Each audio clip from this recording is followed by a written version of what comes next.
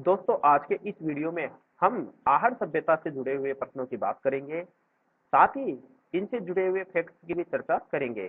दोस्तों ये प्रश्न प्रीवियस ईयर परीक्षाओं से लिए गए हैं जो कि आपके लिए आने वाली परीक्षाओं में भी महत्वपूर्ण सिद्ध होंगे। तो शुरू करते हैं हिस्ट्री पार्ट 4 आहड़ सभ्यता से जुड़े हुए प्रश्न। आहड़ में खुदाई के बाद एक 4000 साल पुरानी ताम्र युगीन संस्कृति की खोज की गई थी जिसे किस टीले के नीचे दबा दिया गया था? राम स्तूप, धूलकोट, पानी का टीला या अहरवाल? इसका सही उत्तर होगा धूलकोट। प्राचीन शिलालेखों में आहड़ का पुराना नाम ताम्रवती अंकित है। 10वीं व 11वीं शताब्दी में इसे आघाटपुर अथवा आगठ दुर्ग के नाम से जाना जाता था। साथ ही इसे धूलकोट भी कहा जाता है। किस सभ्यता के लोग अपने मृतकों को आभूषणों के साथ दफनाते थे? गिलुंड, कालीबंगा, आहड़ या बागोर? इसका सही उत्तर होगा आहड़।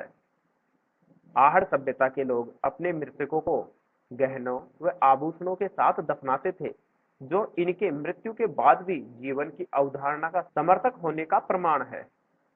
आहड़ सभ्यता का उत्खनन कार्य 1953 में सर्वप्रथम किसके निर्देशन में हुआ था? ग्रेगरी पोसल, रतन चंद्र अग्रवाल, अमलानंद घोष या अक्षय कीर्ति व्यास? इसका सही उत्तर होगा अक्षय कीर्ति व्यास के निर्देशन में। आहड़ स्थल की खोज सर्वप्रथम 1953 में अक्षय कीर्ति व्यास ने की तथा रतन चंद्र अग्रवाल ने 1954 में, 1961 व 62 में हसमुख धीरज लाल सांकलिया के नेतृत्व में इस स्थल का उत्खनन कार्य करवाया गया।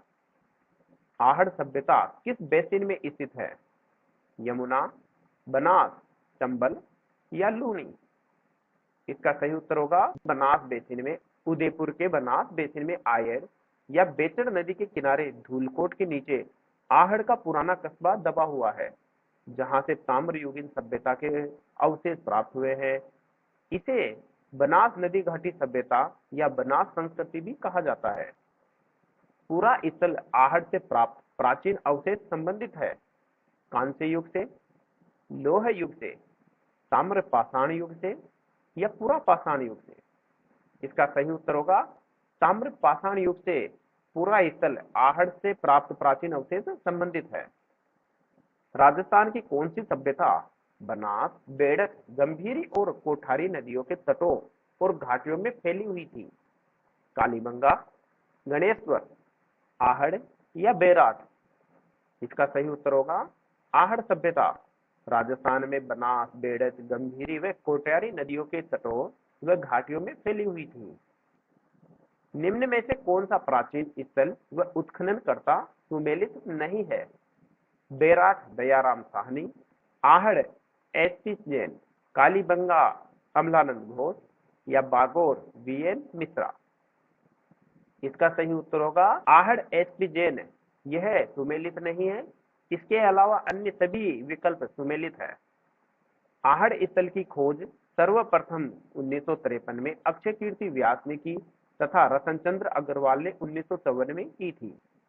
आहड़ का उत्खनन कार्य किसके नेतृत्व में निष्पादित हुआ? HD. Sankalia, VN. Mishra, VS. Wakankar या बी.बी. लाल? इसका सही उत्तर होगा एच.डी. सांकलिया के नेतृत्व में आहड़ का उत्खनन कार्य निष्पादित हुआ।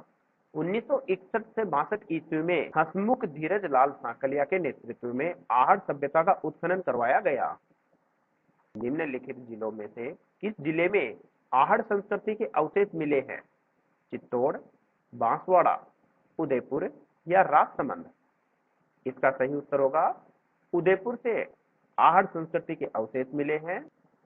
उदयपुर के बनास बेसिन में आयड़ या बेड़क नदी के किनारे धूलकोट के नीचे आहड़ का पुराना कस्बा दबा हुआ है जहां से ताम्रयुगीन सभ्यता प्राप्त हुई है। 4000 वर्ष पुरानी सभ्यता के पुरातात्विक अवशेष उदयपुर के समीप एक गांव में पाए गए। वह गांव है आहड़, देलवाड़ा, एकलिंग जी या जगत?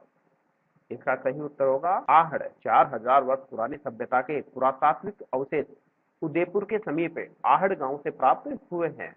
आहड़ सभ्यता आज से लगभग 4000 वर्ष प्राचीन है। डॉक्टर गोपीनाथ शर्मा ने आहड़ सभ्यता का समृद्ध काल 1900 ईसा पूर्व से 1200 ईसा पूर्व तक माना है।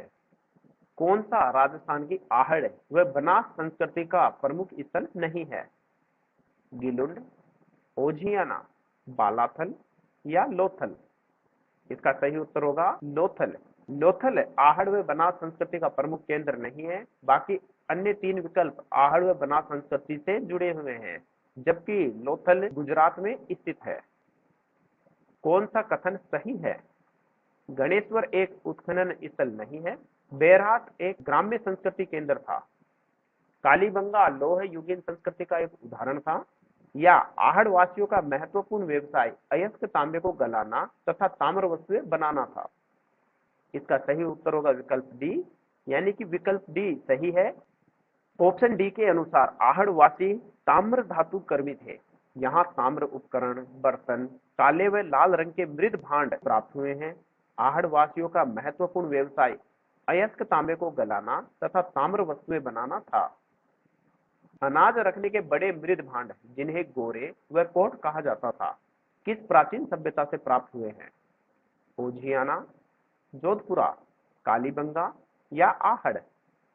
इसका सही उत्तर होगा आहड़ सभ्यता से गोरे व कोट नाम के बड़े मृद भांड प्राप्त हुए हैं, जिनमें प्राचीन काल में अनाज रखा जाता था। आहड़ सभ्यता से अनाज रखने के बड़े भांड भी मिले, जिन्हें स्थानीय भाषा में गोरे और कोट कहा जाता था। आहड़ के विशिष्ट आकृति के बर्तनों को ब्लैक एंड रेड वेयर, यानी कि काले व लाल रंग के मृद भांड कहा जाता है। कौन सी वस्तु आहड़ सभ्यता के स्थलों से संबंधित नहीं है? चावल, कृष्ण लोहित मृद भांड, तांबे की वस्तुएं या चित्रित धूसर मृद भांड?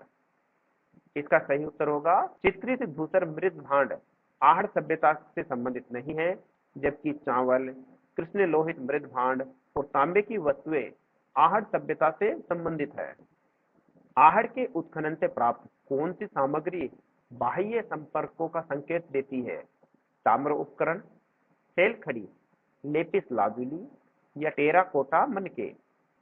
इसका सही उत्तर होगा विकल्प सी, लेपिस लाजुली आहड़ के उत्खनन से प्राप्त ऐसी सामग्री है जो उसका अंतरराष्ट्रीय संपर्कों का संकेत देती है। लेपिस लाजुली एक प्रकार का पत्थर है जो ईरान में भी प्राप्त हुआ है। दो मुंह का चूल्हा व बहुत प्रकार के बर्तनों के साथ सिलबट्टा व पैन निम्नलिखित में से किस स्थान से खुदाई में मिले थे? आहड़, कालीबंगा, बागोर या गणेश्वर? इसका सही उत्तर होगा आहड़ सभ्यता से दो मुंह का चूल्हा व बहुत प्रकार के बर्तनों के साथ सिलबट्टा व पैन प्राप्त हुए हैं। आहड़ के मकानों में एक से अधिक चूल्हे मिले हैं। यहाँ रसोई में 2 या 3 मुंह वाले चूल्हे तथा बलुए पत्थर के सिलबट्टे प्राप्त हुए हैं। यहाँ घर में एक साथ 6 चूल्हे भी प्राप्त हुए हैं। आहड़ संस्कृति के लोग निम्नांकित में से किस धातु से परिचित नहीं थे? तांबा, चांदी, लोहा या इनमें से कोई नहीं? इसका सही उत्तर होगा चांदी से आहड़ संस्कृति के लोग परिचित नहीं थे, जबकि आहड़वासी तांबे के साथ लोहे के उपकरणों का भी प्रयोग करते थे। दोस्तों, वीडियो अच्छा लगा हो तो इसे लाइक और शेयर जरूर करें। साथ ही जो लोग जीके अभी यूट्यूब चैनल पर पहली बार आए हैं, वे चैनल सब्सक्राइब करना ना भूलें। धन्यवाद।